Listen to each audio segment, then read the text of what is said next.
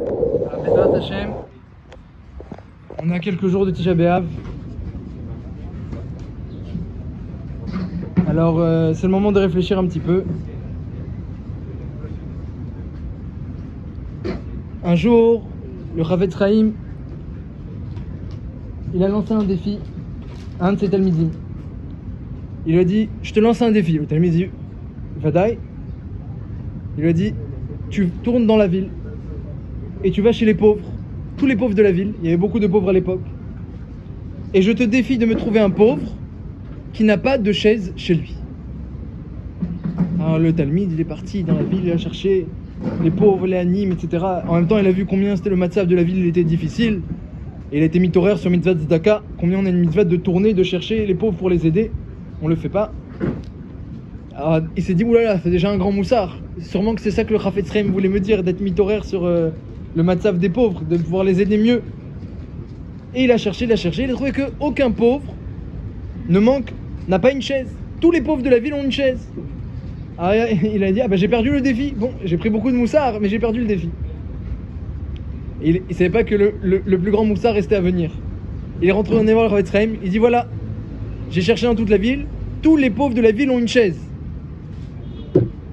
Donc j'ai perdu mon défi. Il a dit, le Chafetz Chaim, il y a un pauvre de la ville qui n'a pas de chaise. C'est qui? C'est la Shrina. Qui yad al keska, la main de Amalek, elle est sur keska, le kissé d'Hachem, milchama l'Amalek d'or. Il y a une guerre d'Amalek contre Hachem d'or de génération en génération. La main d'Hachem, elle est sur le kess. Il n'y a pas écrit kissé. Pourquoi? Parce que Akash Baruch Hu qui viachol, eh bien, il n'a pas son kissé. Et au Bifra, depuis la destruction de Beth Amikdash, il n'a pas de kissé. Il dit voilà, il y a un pauvre qui n'a pas de kissé. C'est qui viachol la Shrina, qui est encore pire que tous les anim, meroudim, tous les pauvres, les démunis. Alors voilà, ça c'est le matzav. Le Chafetz Chaim, il a donné baiser un grand moussard déjà de s'occuper des pauvres à son talmid. Et deuxièmement, de se rendre compte du matzav de la Shrina. Ah mais cette Shrina, on en parle beaucoup, surtout dans cette période-là, la galoute de la Shrina est en exil, la Shrina elle souffre, la Shrina n'a pas de chaise. Alors il faut comprendre c'est quoi la Shrina. Qu'est-ce que c'est la Shrina? Déjà le Rabbi Moshe Mikordovero, un grand Mekoubal, de qui le Hari s'est beaucoup inspiré, eh bien, il demande il comprend même pas ce nom de Shekhinah. Si on parle de la présence d'Hachem, qu'Akash Baruch Hu il vient résider quelque part, on appelle ça la Shekhinah. Alors on n'aurait pas dû l'appeler la Shekhinah. On aurait dû l'appeler la Shochenet. Celle qui vient résider, Shochenet. Celle qui vient habiter. Elle habite, elle réside. La présence d'Hachem, Shochenet. Shekhinah, qu'est-ce que ça veut dire Shekhinah? Ce substantif, pour être précis, c'est quoi ce Shekhinah? Ça veut dire la résidence. La présence, la résidence. La Shekhinah, c'est pas la résidence, c'est la résidente. Celle qui vient résider? Non, Shekhinah, la résidence. Rabbi Moshe nous dit, première question, avant même de se demander quelle est la situation de la Shekhinah, comprendre qu'est-ce que c'est cette Shekhinah, à notre niveau évidemment, parce qu'on parle d'Hachem et on parle de sa résidence, alors c'est souvent proche du machal, et c'est des choses qui nous dépassent complètement. Et j'espère que je ne vais pas dire des grosses bêtises hérétiques en donnant des métaphores, mais Akash Baruch Hu nous permet de donner des métaphores et de parler de lui à notre niveau pour qu'on puisse un peu mieux se réveiller, comprendre ce qui se passe. Donc on va utiliser cette efcharout là de parler de lui avec nos moyens. En tout cas, la première question, dit le Ramak, dans son Sefer Galut Shrina, c'est de demander pourquoi elle s'appelle comme ça la Shrina. Deuxième là qu'on peut demander, c'est on dit qu'elle n'a pas de chaise, elle souffre, elle est Betsar Gadol, on pleure sur elle à Tisha B'Av, la Shrina, etc. Mais d'un autre côté, on dit que les Averot, comme ça c'est marqué dans la Gemara dans Yoma, qui ont détruit le Beth Amikdash, elles ont été messaleket la Shrina, elles ont renvoyé la Shrina. Il y a plein de midrashim, la Gemara dans Yoma d'Afred, et beaucoup de midrashim qui disent où il y a des grands Réchaïm qui ont repoussé la Shrina, ou des Averot qui ont repoussé la Shrina. Adam Arishon, il y avait la Shrina qui était en bas, il l'a repoussé d'un ciel. Ensuite Caïm au deuxième, ensuite Enoch au troisième, jusqu'à que Avram il a ramené, Yitzhak il a refait descendre la Shrina étape par étape, du 7e ciel jusqu'à que Moshe Rabbeinu l'a fait descendre sur terre au moment de Matan Torah, que la Shrina est venue résider sur le Har Horev, sur le mont Sinaï. Donc on a l'impression que les fautes elles repoussent la Shrina. Donc si la Shrina elle retourne en haut qui viachol dans les sphères, donc elle est tranquille.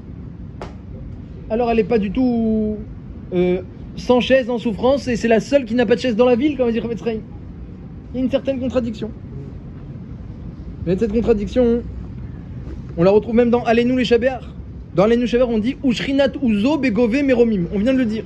Ushrinat Uzo Begove. La résidence d'Hachem, Uzo, dans sa force, Begove Meromim. Dans les cieux les plus élevés. Aïe, mais comme Kevodo. Elle est où la Shrina d'Hachem? Ils disent les Malachim. Aïe, mais comme Kevodo. Kevodo, c'est la Shrina, il dit le Gaon. Aïe, mais comme Kevodo. Elle est où la Shrina? Begove Meromim. Alors il est tranquille. Elle est tranquille qui vient croire cette Shrina. On a l'impression. Et pourtant, je vais vous lire ce qu'a écrit Rabbi Shlomo Elkabetz au sujet de la Shrina. Rabbi Shlomo Elkabetz, il était un soir de Shavuot, il a fait la veillée avec Rabbi Yosef Karo, il y avait Kama Talmidim, il est connu, c'est ce sipo. Et d'un coup, Rabbi Yosef Karo, après qu'ils ont fini tout le tikkun, ils ont commencé à étudier des masertot, eh bien, on a entendu une voix qui sort de Rabbi Yosef Karo, la voix elle sort, mais sa bouche, la bouche de Rabbi Yosef Karo ne bougeait pas. Donc on comprend qu'il y a quelque chose, quelqu'un qui parle de sa gorge, mais Rabbi Yosef Karo reste muet. Comme ça, il décrit Rabbi Shlomo Elkabetz, c'est ramené dans le Sefer du Shla Kadosh, Mirtav de Rabbi Shlomo Elkabetz, où il décrit cette scène qu'il a vécue. Rabbi Shlomo, parce qu'il était à l'époque du Shulchan Aruch, vous savez, ils sont enterrés à côté à Tzfat, il y avait le Harizal, Rabbi Shlomo Elkabetz, Shulchan Aruch, et il y avait aussi le Al-Shir HaKadosh, ils étaient tous dans la même ville à l'époque. Ah, ça valait le coup là-bas d'être même un petit couturier là-bas à l'époque, ça valait le coup d'être dans leur entourage. Et il écrit comme ça Rabbi Shlomo Elkabetz. Venishma Akol, on a entendu une voix parler, Mitor Piv Shel Achassid. Il appelle Rabbi Yosef Karo Achassid. Et lui, ses lèvres ne bougent pas. Et elle dit la voix comme ça. Shameou Yedidim, écoutez bien mes chéris.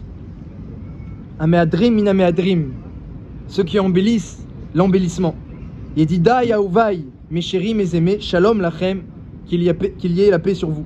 Ashrechem ve'ashreltechem, heureux de vous, et heureux vos mères qui vous ont enfanté. Baolam Hazeh ou Baolam Haba. Heureux de vous dans ce monde-ci, heureux de vous dans le monde futur. Asher Samtem al Nafshechem la Trini Balala Hazeh. Vous avez décidé cette nuit-là de me couronner par votre étude. Asher Ze Kama Shanim, ça fait combien et combien d'années Nafla Ateret Roshi que ma couronne elle est tombée. Ve'en Menachem li, il n'y a personne qui vient me consoler. Vani Mushlechet Ba'afar, je suis jeté dans la poussière. Choveket Ashpatot, habitante des poubelles. Kivyachol. Velu Aitem Eshaharim Echad mi Elef Alfe Alafim Erov Riber Evavot Me'atzahar Asher Ani Shrouyabo. Et si vous arriviez à imaginer un millième de millième, de dizaines de milliers, de dixièmes de milliers, donc un milliardième de milliardième, Asher Ani Shrouyabo, du Tsahar dans lequel je suis, Lo Aita Nirneset Simcha Bilvafrem, vous auriez plus de joie dans vos cœurs, Velosog Epirem, vous n'auriez plus de rire dans vos bouches, et vous n'auriez même plus de goût pour la nourriture. Vous n'arriverez plus à manger. Bezochrem, en vous rappelant, qui Bessi Batren Animushred Bafar, que c'est par votre faute que je suis dans cette situation. Il dit elle a continué à parler. Il dit le Rabbi Shlomo Elkabetz, cette Kol Advarim Haele Shamanou, on a entendu tout ça. Verabot Kaena ve Kaena, elle s'est encore allongée. Bedivrei Chorma, elle a dit des choses, des paroles de sagesse, d'Aftarot, des promesses, des remerciements. Et tout le monde s'est mis à pleurer, et tout le monde s'est réjoui qu'on a pu entendre la Shrina. Et ils se sont renforcés jusqu'au matin pour étudier sans aucune interruption. Et donc on voit le Moussag, on voit de Sarah Shrina, elle est dans la poussière. Alors elle est où la Shrina? Elle est dans la poussière ou elle est dans le ciel? Begové Meromim, dans les sphères les plus élevées, que même Malachim ils disent aïe, elle est où? Mais comme Kevodo. Ça c'est la Kouchia, c'est la GL.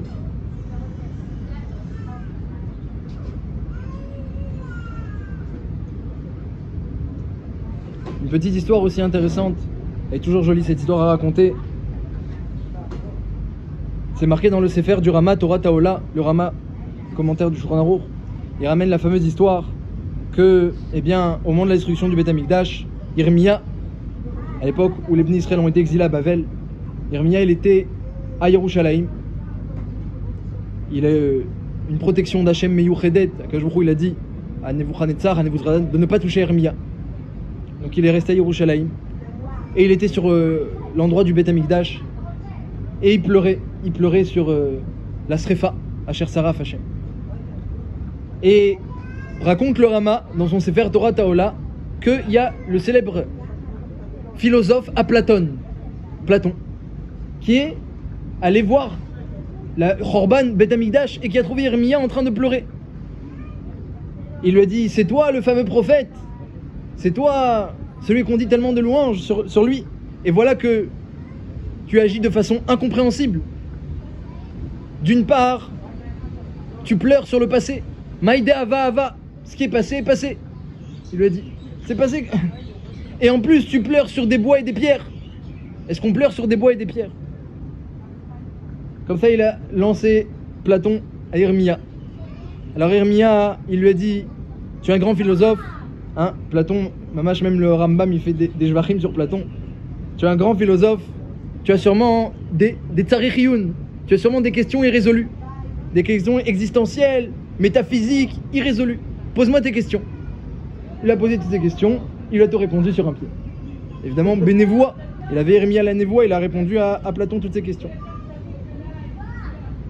Alors Platon, il était étonné, il a dit: c'est sûr que c'est pas la chorma d'un homme que j'ai en face de moi, c'est une chorma élokite. Il lui a dit, Hermia a dit à Platon: cette chorma là, je la tire des bois et des pierres. Donc ça répond à ta deuxième question. Je pleure sur ces bois et ces pierres parce que c'est de eux que je tire ma chorma. Et pour la première question que tu as posée, ce qui est passé est passé. Ça, il n'y a qu'un Ben Israël qui peut comprendre pourquoi on pleure sur le passé. Toi, tu peux pas comprendre.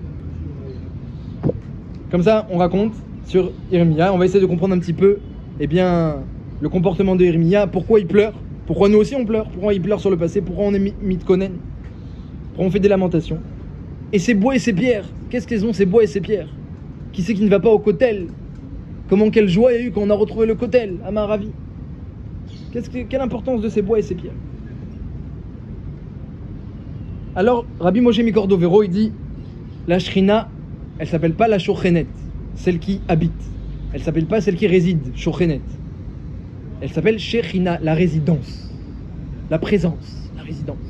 Pourquoi Hachem on l'appelle la résidence? Arrête, c'est celui qui vient habiter, qui vient résider. La Shrina vient dans le Mishkan, la Shrina vient dans la Shul, dans la synagogue. La Shrina vient devant celui qui étudie la Torah, même lorsqu'il est seul, la plus forte raison lorsqu'ils sont 10. Alors pourquoi on appelle ça la résidence? Dit Rabbi Moshe Mikordovero, parce qu'il y a une grande différence entre la résidence d'Hachem et la résidence de un homme ou même un malach. Un malach aussi, il peut venir et s'en aller. Les malachim ratso vachov, ils viennent, ils courent les malachim. Mais les malachim, ils n'ont pas, eh bien, le côté nitzri, éternel, transcendant de Hachem. C'est des étincelles comme nous, d'Hachem. Donc le malach il vient, le malach il s'en va. Et c'est tout. Il est venu, il est parti. Nous aussi, on peut venir dans un endroit, comme Yaakov Avinu, quand il est parti, Yaakov Be'er Sheva, il dit Rashi, Pana Ziva, Pana Adara, Pana Oda. La splendeur de Be'er Sheva, sa beauté, sa richesse est partie avec Yaakov. Quand le tzaddik il s'en va, la ville elle est vide. Comme ça il ramène Rashi au début de Vayetse. La présence d'Hachem c'est différent. Akadosh Baruch Hu, sa présence elle est absolue, elle est éternelle, elle est transcendante. Lorsqu'il décide de venir dans un endroit, ça s'appelle pas qu'il vient résider, il réside. Ça devient la résidence. Quand il vient dans un endroit Akadosh Baruch Hu, il s'en va plus. Sa présence elle est éternelle. Il s'en va plus. Donc, dit le Ramak, quand on parle de Shechina, la présence d'Hachem, et alors on va comprendre, parce que pourtant des fois on voit la nuée elle est venue, la nuée elle est partie, la nuée elle a bougé, les nuées de feu, etc. Il faut comprendre Bémet. Aval Omer Aramak, la Shechina d'Hachem, elle vient, elle bouge plus. Comme c'est marqué dans le Midrash, Lozaza Shechina mikotel amaravi, c'est un Midrash Chazal. Chazal ils connaissaient déjà le kotel amaravi, ils ont dit la Shechina, elle a pas bougé du kotel. Celui qui va au kotel, il est mou la Shechina. Et pourquoi? Parce que c'est pas Hachem, il vient pas habiter et il s'en va. Il est la résidence, il est la présence. Là où il décide de venir, il bouge plus. Parce que sa présence, elle est éternelle. Alors on va expliquer, bravo, c'est exactement tout ça qu'on va expliquer.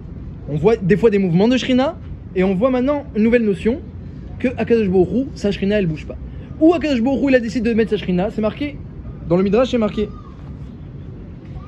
C'est marqué le jour de l'inauguration du Mishkan. Alors, il y a le premier jour, vous savez que le Nasi de Yehuda, Narshon ben Aminadav, c'est le premier qui a apporté un korban à l'inauguration du Mishkan.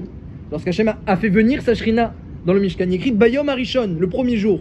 Omer Amidrash Rabba, Bayom Harishon. Pourquoi la Torah a dit Bayom Harishon? Pour te dire que jusqu'à ce jour, eh bien, aucun n'était important devant Akadosh Baruch Hu. Bayom Harishon, dit Hachem à Moshe Rabbeinu, écrit Bayom Harishon, pour moi, c'est le jour de la création du monde, le premier Nissan. D'ailleurs, il y a une chita dans la Gemara que le premier Nissan, Behemet, c'était le jour de la création du monde. C'est une marloquette, est-ce que c'est le premier Nissan ou le premier Tishri? Akol Panim dit à Akadosh Baruch Hu à Moshe, écris Bayom Harishon, pour moi, c'est le jour de la création du monde. Pourquoi? Le jour où je vais faire venir ma présence, c'est pour moi, c'est le jour de la création, parce que c'est ça le but de la création du monde, comme il ramène le Ramban, Bessof Parashat Bo. Le but, Akadosh Baruch Hu n'a créé le monde que parce que Uchafetz ou Mitave, il désire, si on peut s'exprimer ainsi, mais c'est les mots du Ramban et les mots du Midrash, ou Mitave, il désire, et Mishtokek, il veut vraiment résider en bas. Donc le Makom Ashrina, l'endroit de résidence par excellence, c'est quoi? C'est en bas. Et pas seulement en bas, dans le Mishkan à Jérusalem, en bas, Baolamazé. Hein, comme c'est marqué, Veruach Elokim Erachevet al Pnei Hamayim. Quand Akadosh Baruch Hu il a créé le monde, il y avait sa présence dans ce monde-ci, sa présence. Donc Akadosh Baruch Hu, il a décidé de faire résider sa présence en bas. C'est ce qu'on dit tous les jours, Kadosh, Kadosh, Kadosh, Hachem Tzvakot, il est caché, Kadosh, il est caché, séparé de nous, élevé, élevé et caché. Kadosh veut dire est séparé, est caché et élevé. Mais attention, Melo Kolaretz Kevodo. Sa présence, Kevodo, il dit le Gaon, c'est sa Shrina. À chaque fois qu'on dit Kevodo, c'est sa Shrina. Eh bien, Melo Kolaretz, il est partout. Mais juste après, qu'est-ce qu'on dit? Baruch Kevod Hashem Mimikomo. Que le Kavod d'Hachem se révèle, Baruch, qui se répande. Kavod Hashem Mimikomo, de là où il est. Alors on comprend pas trop. Est-ce que Hachem il est partout, Melo Kolaretz Kevodo? Ou alors non, son Kavod il est en haut et au contraire on demande que son Kavod se révèle. D'une phrase à l'autre tu te contredis. Tu dis la Kedusha, d'une phrase à l'autre tu te contredis. Melo Kolaretz Kevodo, tu dis Hachem il est partout. Juste après tu dis Baruch Kevod Hashem Mimikomo, que Hachem il vienne de son endroit. Tu te rends compte que tous les jours tu te contredis d'une phrase à l'autre. Behemet, la Gemara elle dit que c'est les Srafim, les Malachim les plus élevés, ils arrivent à voir qu'Hachem il est partout. Elle dit Melo Kolaretz Kevodo. Les Chayot ve'ofanim, Ofanim ve'chayot hakodesh berach gadol midnaseim, leumata meshaprim ve'omrim baruch kevod Hashem. Les Chayot, les anges qui sont moins grands, eh bien ils n'ont pas la perception des séraphim, mais ils voient le kavod d'Hachem dans le ciel tellement extraordinaire. Ils n'arrivent pas à bien voir où il est, mais ils voient un kavod extraordinaire. Baruch kevod Hashem Mekomo, descend, que descende le kavod d'Hachem. Donc apparemment il y a deux aspects de cette présence d'Hachem. Il y a une présence qui est partout, c'est ce qu'on dit Melo Kolaretz Kevodo, et il y a une présence d'Hachem, on prie pour qu'elle descende et qu'elle se révèle. Et parfois on voit qu'elle bouge, elle vient dans le Mishkan, et après elle est partie du Har Sinaï, elle est partie dans une autre étape, elle bouge avec les Bnei Israël, et puis Kol Makom Shegalou, c'est marqué, à chaque fois les Bnei Israël ils ont été Golim, la Shrina était Gola, la présence d'Hachem elle s'est déplacée avec eux. Alors on va donner un mashal pour comprendre un petit peu qu'est-ce que ça signifie, un mashal, une métaphore à notre niveau, qui va nous aider à comprendre un petit peu qu'est-ce qui se passe. C'est l'histoire d'un grand roi, sadique, chassid, un roi bienveillant, gentil, qui s'occupait de tout son royaume avec toujours Bérévar, avec largesse. Et dans le palais, il y avait la Malka, la reine, qui aussi était tout à fait active pour veiller sur les besoins de chacun. Et il y avait les enfants, le roi et la reine avaient des enfants. Mais ce roi, les sarim, les ministres, les avadim, les serviteurs du roi, et même les citoyens de la capitale, ils n'étaient pas du tout bien intentionnés envers lui. Il était entouré de gens mamash malveillants. Bémet et Ben Asograim, ce que David Améler il a vécu. David Améler, son conseiller, c'était Achitophel. Imaginez, le premier conseiller du roi, quelqu'un qui voulait le tuer tout le temps, qui en voulait à sa vie. Le chef des armées, c'était Yoav. Yoav, il était Mezalzel, mais David Améler. Alors c'était le chef des armées. Tout le monde écoutait Yoav. Tout le monde respectait Yoav. David Améler, il disait Yoav, c'est le roi, mais il n'a pas de couronne, comme disait David Améler. Et le chef du Sanhedrin, Av Beddin du Sanhedrin, Shimi Ben Gera, qui l'a maudit lorsque David Améler il a été renvoyé du palais un jour par son fils Avshalom, il l'a maudit comme c'est pas permis. Klala Nimretset. Et Vechaina, combien d'ennemis David Améler il avait Michutz Harmon, à l'extérieur du palais et à l'intérieur du palais. Même dans ses enfants, Avshalom il s'est rebellé contre lui. Eh bien, ce roi, il était dans la même situation que David Ameller. Il avait beaucoup d'ennemis dans le palais, en dehors du palais, dans la capitale. Alors, il a résisté comme il a pu, avec sa femme, avec ses enfants. Il a résisté pour être cholette, pour diriger comme il faut. Mais est arrivé un jour où ses enfants ne l'aidaient plus. Et puis, mieux que ça, eh bien, il se liait un peu au ministre et au avadim, parce qu'il manquait de da'at, de raison. Donc, ils n'ont pas donné d'importance à la menace qui pesait contre leur père. Alors, le roi, il a dit à la reine, écoute, c'est plus possible. La ville, dans la capitale, il y a un danger, j'ai plus de shlita, ça sert à rien de rester ici, je sais pas qu'est-ce qui va se passer, je suis obligé de partir. Donc je vais partir. Dans les autres villes, là-bas je gouverne encore, j'ai des amis, j'ai des endroits là-bas où il n'y a pas d'ennemis, je vais aller dans les autres villes, je veillerai toujours, mais je serai obligé de laisser le pouvoir à ces rebelles. Alors la reine, elle dit, mais je peux pas partir, il y a les enfants, tous nos enfants ils sont là. Et les enfants ils étaient dans le palais. Et mes Essiba ils devaient rester dans le palais, dans la capitale. Alors la reine elle a dit au roi qu'ils sont obligés de se séparer. Le roi il est parti, la reine elle est restée. La reine elle a enlevé sa couronne. Maintenant que c'est plus elle qui dirige avec le roi, elle a enlevé sa couronne, elle a enlevé ses habits royaux. Elle est restée dans le palais pour veiller sur ses enfants. Et le roi il est parti dans une autre ville. Et là maintenant la reine elle était seule. Et les sarim maintenant qui dirigeaient, les ministres, les conseillers qui avaient pris le pouvoir, ils étaient malveillants contre la reine, contre ses enfants. Toujours ils lui en voulaient, ils lui donnaient jamais rien. Et la reine Bécochi, elle pouvait envoyer une lettre au roi, c'était difficile, pour lui dire ce dont elle avait besoin. Maintenant c'est toujours le roi qui dirigeait le pays à l'extérieur de la capitale, mais la capitale il n'avait plus de pouvoir sur la capitale. Ça c'est le machal. Le machal, cette image-là, mamash, c'est la situation. C'est la situation actuelle.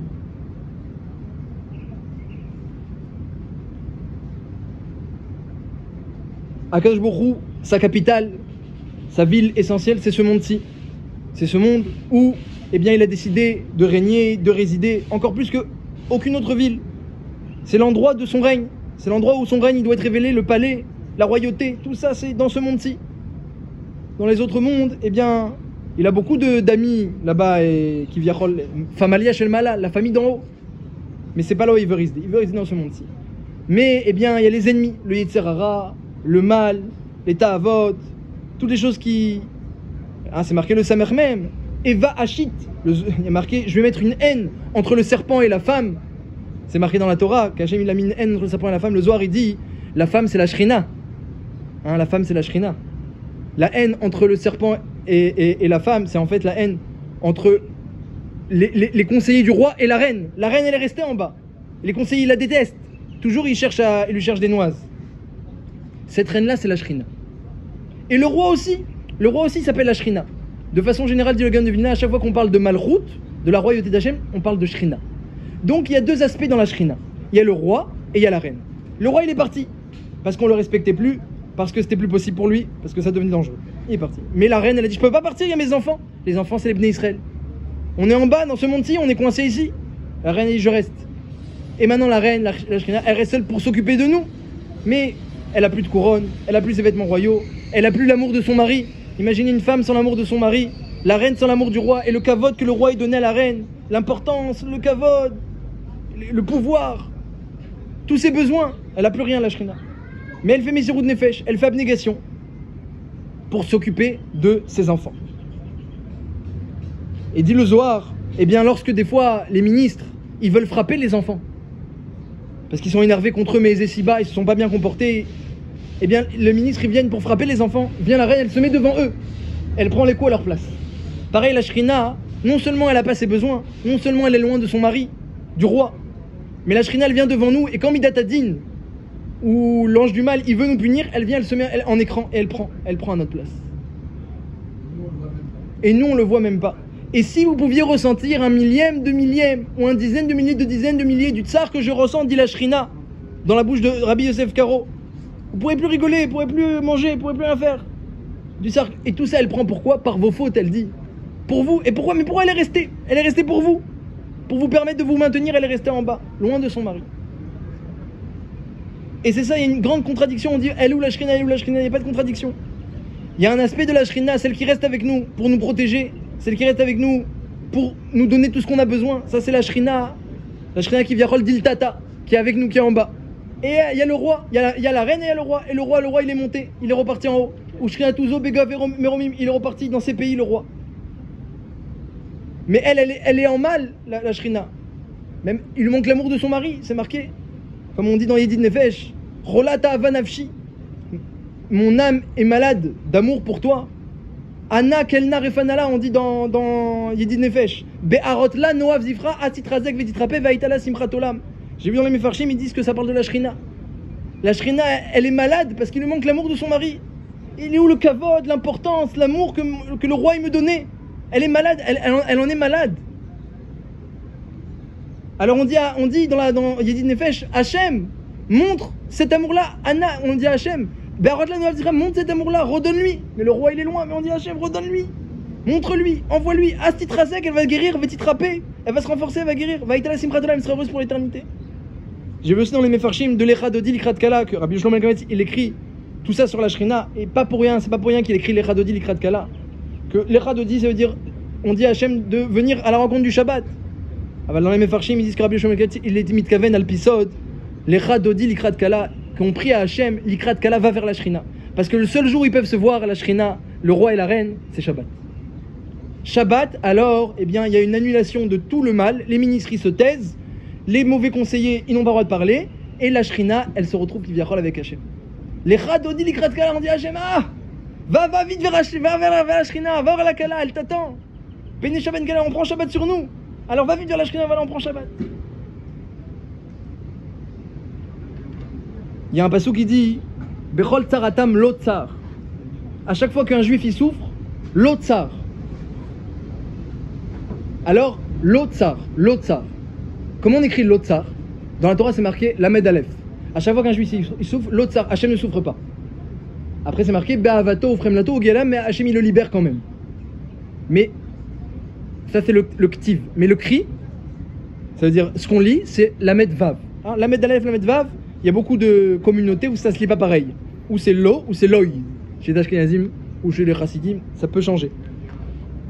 Chez nous, ça change pas trop. À Kol Panim, le cri et le ktiv n'est pas le même. Parce que par kavod, on écrit l'eau. Hachem, quand nous on souffre, il souffre pas par kavod. Mais en vérité, l'Otsar, il a beaucoup de souffrance quand nous on souffre. Et en vrai, les deux aspects sont vrais. Il y a la Shrina d'en haut, que lorsqu'on souffre, il souffre pas. Mais la Shrina d'en bas, à chaque fois qu'on souffre, la Shrina elle souffre avec nous. Arrête, la maman elle est avec ses enfants. La maman, à chaque fois qu'il arrive quelque chose aux enfants, elle souffre. Donc la Shrina, Imo Anochi Betsahar, je suis avec lui dans sa souffrance. Il y a écrit que c'est assourd de s'asseoir à la Khalemaasé, c'est assourd de s'asseoir à la tête du lit d'un malade. Comme ça c'est marqué dans la Gemara dans Shabbat. Quand il y a un malade, assourd s'asseoir à la tête du lit. Pourquoi? Parce qu'il y a la Shrina là-bas. Donc on a le droit de s'asseoir. Si le malade il est allongé par terre, à l'époque il y avait des matelas, c'est assourd de s'asseoir plus haut que le niveau du malade. S'il est plus haut, alors en tout cas tu t'assois pas à la tête, tu t'assois sur le côté ou au pied du lit. Parce qu'il y a la Shrina. Pourquoi il y a la Shrina à la tête du malade? Parce que lorsqu'un enfant, un homme, un juif il est malade, alors tout de suite la Shrina elle accourt pour s'occuper de lui. C'est son fils, elle est restée pour lui. Et pas que ça d'après moi, mais aussi parce que le malade qui est en souffrance, eh bien c'est un guilouille, quelque part c'est une révélation de la situation de la Shrina qui elle aussi elle est malade, elle est en souffrance. À chaque fois quelqu'un qui souffre, en réalité c'est rien d'autre qu'un guilouille. C'est une révélation de ce que la Shrina elle ressent. Vous savez, le Nefesh HaChaim il demande une question, une grande question. Pourquoi on prie? Il demande le Nefesh HaChaim, pourquoi vous priez? Sur plein de sujets, je parle pas seulement de prier pour la reconstruction du Beth Amikdash. Mais tu pries pour la parnassa, pour la santé, pour tous tes problèmes, pourquoi tu pries? Hachem il a décidé, toi tu pries? Va dans le Nefesh HaChaim, c'est très connu. Il y a plein de réponses qui sont connues, que par le mérite de la prière tu vas être sorti, tu vas te changer par la prière et donc la xéra, le mauvais décret il était sur toi avant la prière, mais toi après la prière, ça va tellement te changer qu'il y aura des nouveaux décrets. Ou que Akadosh Baruch Hu, il veut que tu sois horaire dans le ciel du chesed et de la rachamim pour venir t'aider, ou il faut participer à ta délivrance. Nefesh HaChaim il dit rien de tout ça. Il dit non, Hachem il a décidé, alors Gamzou Letova, tout est pour le bien. Après tu pries, vous savez ce qu'il dit? Pour la Shrina. La pauvre ta mère, elle est à côté de toi, elle souffre avec toi, tu pries pas pour elle? Tu les as motivés alors. Pour toi, oui, pour toi, d'accord, pour toi. Toi, d'accord, toi, t'as des problèmes, mais c'est d'air. Aval, tu dis Gamzou Letova, toi, tu as un bon cœur, tu dis tout ce qu'Hachem il envoie, c'est pour le bien, c'est mistader. Mais aie pitié de ta mère. Toute prière qu'on fait pour nous, en réalité, on prie sur la Shrina. C'est elle la première qui souffre. Et attention, elle souffre encore plus que toi. Parce qu'elle t'a fait, filtre. Il y a le Midatadine, elle est venue. Les Sarim, les méchants conseils sont venus pour te frapper. Elle s'est mise devant. Toi, tu as reçu un dixième ou un centième de ce que tu aurais dû recevoir. Elle a pris 99%. Donc quand tu pries à Hachem, il dit pour la Shrina. Sauve-moi, pas pour mon mérite, sauve-moi pour elle. Elle est différente de moi pour lui. Elle est différente pour lui que pour moi. Chacun, il dit Rav Dessler, eh bien, il a un guilouille de Shrina différent. Oui, il y a un point de Shrina différent. La grande Shrina, elle se révèle quand tout le clan Israël il fait tchouva. Et on va le voir après, on va voir qu'est-ce qu'on peut faire pour la Shrina, on va le voir dans un instant. Mais chacun, il a, oui, un guilouille, c'est un guilouille différent. Chacun, il révèle la Shrina de façon différente. Alors on comprend mieux pourquoi la Shrina elle est toujours au kotel. L'osa la Shrina kotel amaravi d'Israzal, c'est marqué dans le Midrash. On comprend mieux tous les jours il y a une voix qui sort du mont Sinaï. C'est marqué dans le Perkavot, tous les jours il y a une voix. Mais qu'est-ce qu'elle fait cette voix au mont Sinaï? Ça fait bien longtemps qu'on est parti du mont Sinaï. Nous on est parti du mont Sinaï, la Shrina n'est pas partie. C'est vrai que la Shrina elle s'est déplacée avec nous. Alors oui, parce que à l'époque quand on était dans le désert, il n'y avait pas que la reine avec nous, il y avait la reine et le roi. Mais il y a une partie qui viole de la présence d'Hachem qui restait au mont Sinaï. Cette partie-là, tous les jours, elle fait sortir sa voix. Et on entend du mont Sinaï, oh il aime la briode, mille bonach el Torah. Malheur aux gens qui ne font pas kavod à la Torah. Pourquoi je leur ai donné la Torah s'ils n'étudient pas? Est-ce que c'est comme Nezem Zahav Be'afrazir? C'est un anneau d'or dans le nez dans le groin d'un animal?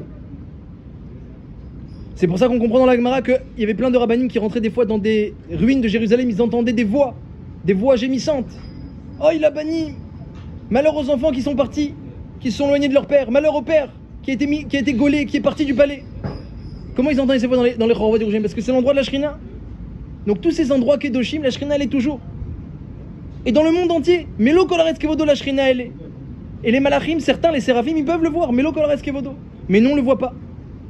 Alors c'est là qu'intervient Baruch Kevod Hashem Yekomo. C'est là qu'interviennent les deuxième rangée de Malachim. Première rangée de Malachim, déjà, c'est la première étape, arriver à voir que la Shrina elle est partout. Deuxième étape, mais qu'est-ce qu'on peut faire pour cette Shrina? Alors on dit Baruch Kevod Hashem Yekomo, que l'honneur d'Hachem il se révèle de là où il est, Hachem qu'il envoie dans ce monde-ci de son kavod, donc qu'il donne à la Shrina ce dont elle a besoin. Bémek, chaque tfila qu'on fait à Hachem, à quoi ça ressemble? Machalema Davardomé, c'est comme si un des enfants du palais, il a réussi à trouver une combine pour envoyer une lettre au roi. Sans que les conseillers, les ministres, ils puissent l'intercepter, on peut envoyer une prière, une lettre au roi, c'est la prière. Et tu envoies une lettre au roi, et là-bas dans la lettre, tu lui dis tout ce qu'elle a besoin, la Shrina. Tout ce qu'elle a besoin, maman. Ça, c'est ça la valeur d'une prière. Imaginez-vous combien ça vaut une prière. La reine, elle est en souffrance. Le roi, il pense qu'à la reine, elle pense qu'au roi. Les deux, ils souffrent. C'est marqué dans le ciel. Tous les soirs, la Gemara dans Brachot Daf dans le ciel, tous les soirs. Qu'est-ce qu'on entend dans le ciel? À chaque fois que les mishmarot, il y a des changements de mishmarot, de garde dans le ciel, qu'est-ce qu'on entend? On entend un rugissement de lion. Que Akash Borou, il rugit. Comme un mari qui rugit sur sa femme. Elle est où ma femme? Elle est où ma femme? Il rugit Akash Borou. Et des fois il dit elle est où ma fille?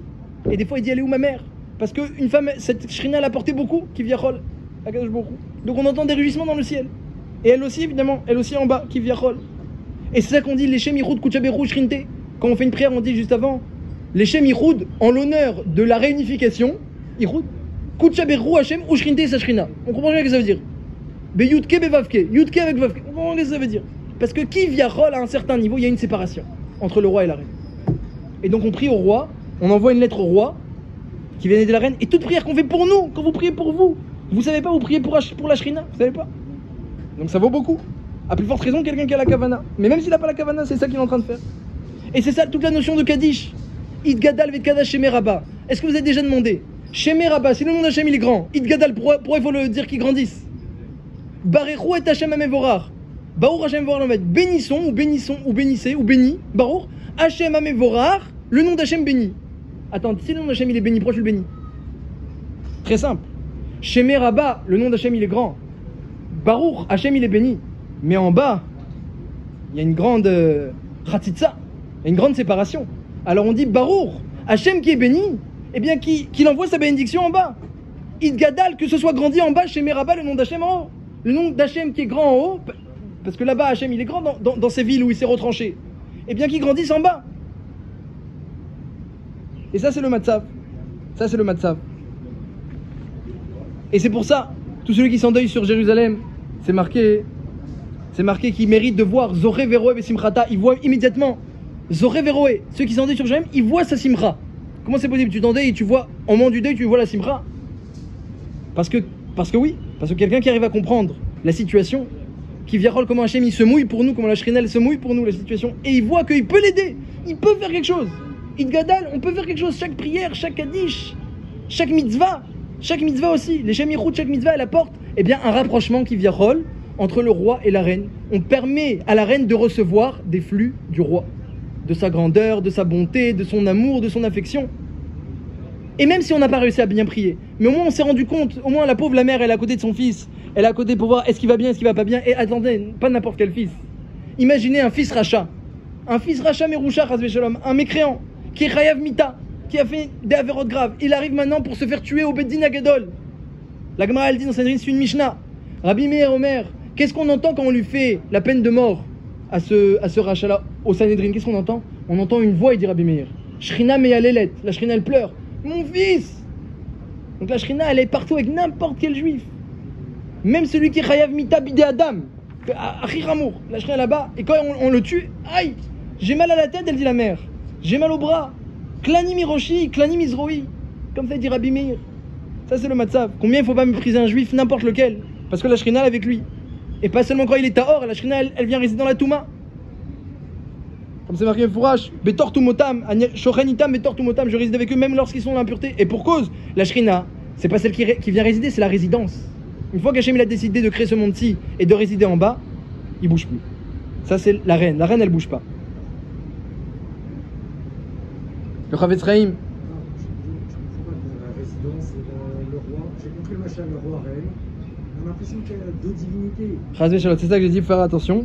C'est un machal pour dire. Vous pouvez dire, il y a ce qu'Hachem il révèle de lui, et il y a ce qu'Hachem il est, et il y a ce qu'il révèle. Et il y a un grand déphasage entre ce qu'il est, entre ce qu'il veut donner, entre ce qu'il est et entre ce qu'il révèle. Il y a un grand déphasage. On voit rien n'est révélé. Mais pas juste ça, c'est pas ça le pire. C'est que qui vient rôle, eh bien, Hachem en bas, il nous révèle rien, un milliardième de milliardienne. Ce qu'il nous donne, c'est extraordinaire, mais c'est rien par rapport à ce qu'il voudrait nous donner. Et au niveau spirituel et au niveau matériel, c'est rien. Et même si et lorsqu'il y a un problème, Hachem il souffre aussi. Alors c'est ça qu'il faut comprendre. C'est que non seulement il y a un décalage entre ce qui se passe en haut et ce qui se passe en bas, entre ce monde-ci et le monde d'en haut, le monde futur, le monde où Hachem il est. Mais à part ça, Akash Baruch Hu, il habite en bas. Et donc, du coup, Akash Baruch Hu, comme il habite Kivyachol aussi en bas, eh bien, il le vit ce sentiment de frustration. Il est frustré. Parce qu'il sait qu'est-ce que il pourrait nous donner. Il sait qu'est-ce qu'il pourrait nous donner. Il sait comment il pourrait nous aider, comment il pourrait nous sauver. Et il est en bas avec nous lorsqu'il y a des souffrances dans la souffrance. Et lorsqu'il y a des difficultés dans la difficulté. Et encore plus, lui, il ressent les difficultés encore plus que nous. Parce qu'il se met en écran devant les difficultés. Donc Akash Baruch Hu, il est en bas avec nous. C'est ce que j'ai appelé dans le Machal la reine, vous avez raison, c'est troublant. Donc c'est mieux de dire qu'Akash Baruch Hu, il est avec nous en bas, mais que, eh bien, il voudrait révéler d'en haut beaucoup d'autres choses. Il voudrait révéler d'en haut. Chazak pour la question. Alors Chavetz Chaim, je donne un dernier Machal aussi. Chavetz Chaim, un Machal aussi qui va dans ce sens-là, sans parler de roi et de reine, mais un Machal qui va dans ce sens-là. Chavetz Chaim, un jour, sa femme, elle a vu qu'il a parlé à sa fille. Et que d'un coup, le Chavetz Chaim, il s'est mis à pleurer. Il s'est retranché dans sa chambre, il s'est mis à pleurer de chaudes larmes, sans s'arrêter. Alors elle est partie le voir, qu'est-ce qui se passe? Qu'est-ce qui est arrivé à notre fille? Pourquoi tu te mets à pleurer? Il dit, Chavetz Chaim, notre fille, elle jouait avec ses frères. Et à quoi elle jouait? À cache-cache. Et c'était elle qui devait se cacher. Et elle a trouvé une bonne cachette. Elle s'est cachée. Elle a attendu. Et au bout comme ça d'une heure, elle est sortie. Elle a vu que les frères, eh bien, ils s'étaient passés à un autre jeu. Il avait complètement oublié et il faisait un jeu super et ils n'avaient pas pensé à elle. Et la petite, elle s'est mise à pleurer. Et après, elle est venue voir son père. Et Chavetz Chaim dit qu'est-ce qui se passe? Elle lui a raconté l'histoire. Chavetz Chaim, il s'est mis dans sa chambre, il s'est mis à pleurer. Et elle lui dit alors, c'est pas si grave, ce n'est qu'un jeu. Mais t'as pas compris? Elle n'a pas compris. C'est le matzav bidiouk, c'est le matzav bidiouk de la Shrina. Akash Baruch Hu, il est en bas. Et avant, il était en bas révélé. Mais ici bas, eh bien, il a fallu maintenant qu'il se cache. C'est ce qu'on appelle que la Shrina, elle s'est retranchée en haut. Mais quand même, il est resté caché ici. Il s'est caché. Et maintenant il attend. Il attend. Est-ce qu'il y a quelqu'un qui va le trouver? Est-ce qu'il y a quelqu'un qui veut le voir? Est-ce qu'il y a quelqu'un... Ou alors, ils vont passer à autre chose. Ils vont passer à autre chose, ils vont complètement l'oublier. Et donc, en pensant à ça, en voyant que sa fille, elle a pleuré, qu'ils sont passés à autre chose, alors pour un jeu, alors plus forcément Akadosh Baruch Hu, qu'est-ce qu'il doit ressentir? Qu'est-ce qu'il doit ressentir? Ça, c'est le matzav. Akadosh Baruch Hu, il est toujours ici-bas, il est toujours présent. Mais l'Okol Areskeod, Akadosh Baruch Hu, il est là. Mais, il est là, mais qui viarol à un certain niveau, manquant. Parce que ça, c'est la particularité de ce monde-ci. Dans ce monde-ci, ça existe le manque. Et Akadosh Baruch Hu, il n'a pas peur de se mouiller pour nous, il descend dans le monde du manque. Et donc, il manque à son nom, il manque à sa chaise, il manque à son kavod, il lui manque tout ce dont il voudrait, tout ce qu'il voudrait nous donner, tout ce qu'il voudrait révéler. Et qui viarol à un certain niveau, tout ce qu'il a besoin même. Si on peut dire ainsi, c'est un machal. Et en attendant, eh bien, il prend pour nous, et il est méprisé, et il est oublié. Et ça, c'est le travail de cette période-là. C'est le travail où on pense maintenant à la présence d'Hachem qui est en bas. On se rappelle qu'il encaisse tout pour nous, qu'il est tout le temps là. Et c'est ça, donc on a dit, la première manière de réparer la situation, c'est la prière. On a dit Kaddish, la Hamida, toutes les demandes qu'on fait pour nous. On prie en fait pour la Shrina, pour Hachem qui souffre avec nous. Ça, c'est une première chose. Deuxième chose, c'est se rendre compte que le roi est présent. Se rendre compte qu'Akadosh Baruch Hu, il est là. Hein, parce que la première consolation pour le roi qui est présent, ou la reine dans notre machal, c'est de se rendre compte tout ce qu'il fait pour nous. C'est de se rendre compte qu'il est là, c'est de se rendre compte qu'il prend pour nous. Donc se rappeler, il y a un moussa qui s'appelle la crainte du ciel, Shiviti Hashem Neitami, de faire résider Hashem devant nous perpétuellement. Comme c'est marqué dans la Seif Aleph du Shulchan Aruch, c'est marqué au nom du Rambam, lorsqu'un homme est assis devant ses amis ou devant sa famille, eh bien, c'est pas la même manière lorsqu'il s'assoit devant un roi. Lorsqu'il bouge, lorsqu'il vit devant ses amis, c'est pas pareil lorsqu'il bouge et lorsqu'il mange devant un roi. Et la manière de parler, même lorsqu'il parle d'autre chose, eh bien, si le roi est présent, il va pas parler de la même manière. Ou les fikards, c'est ça, la mahala des tzadikim, de se rendre compte que le roi est tout le temps présent, que le roi n'a pas quitté ce monde-ci. Il y a une partie du roi qui est partie, il y a une révélation du roi qui est partie, il y a la bonté du roi, une partie de la bonté du roi qui est partie, qui se révèle plus, comme le roi le voudrait. Mais le roi n'a pas quitté les lieux. Mais l'okolaretz kevodo. Et les tzadikim, eh bien, ils ne détachent pas leur esprit du roi un seul instant. Shiviti Hashem les dictamit, j'ai mis le roi devant moi en permanence. Et pas seulement dans la Hamida, mais en permanence, c'est le roi devant moi. Et ça donne du nachat à la Shrina. La Shrina, voilà, elle se rend compte, ah, il y a quelqu'un qui pense à moi. Ils m'ont pas oublié. Ils ont pas oublié de me chercher. Ils savent qu'est-ce que j'encaisse pour eux. Rien que le fait déjà de savoir que pour la Shrina, de penser à elle, de la voir en face de nous en permanence. Et dis-leur, attention, lorsque tu vas te mettre à manger, à boire, à dormir, tu vas complètement oublier Hachem. Alors fais un effort. Bémiourat, quand tu fais une action matérielle, fais un effort, renforce-toi. Rappelle-toi que c'est grâce à la Shrina que tu peux manger. C'est Hachem qui t'a donné. Et c'est Hachem qui te donne maintenant du plaisir dans ta bouche et un bon goût. Et c'est Hachem qui te donne. Et c'est Hachem qui te fait respirer. Kol ha-neshama talelka aleluka. Chaque neshima ou neshima, chaque respiration, c'est bisrout Shrina. Rappelle-toi. Tout ce que Hachem il prend, il encaisse et que malgré tout, eh bien, il te donne. Ça, c'est la deuxième consolation. On a dit premièrement la prière, deuxièmement, penser à Hachem, Shiviti Hachem Itami, c'est la deuxième consolation pour Hachem. Et par le mérite, eh bien, qu'on console la Shrina, qu'on pense à elle, alors il pourra évidemment, eh bien, ça pourra la renforcer. As titrazek vetitrape, ça la renforcera la Shrina, elle se guérira. Va être à la simchat olam, il y aura une simcha amiti de simchat olam, et à ce moment-là, il y aura qui viendra une réunification du nom d'Hachem qui pour l'instant est séparé à un certain niveau. Et Akadosh Baruch Hu viendra résider dans toute sa splendeur, dans toute sa grandeur, dans toute sa bonté, dans toute sa lumière, à Yerushalayim reconstruite, Bimera, B'Amen.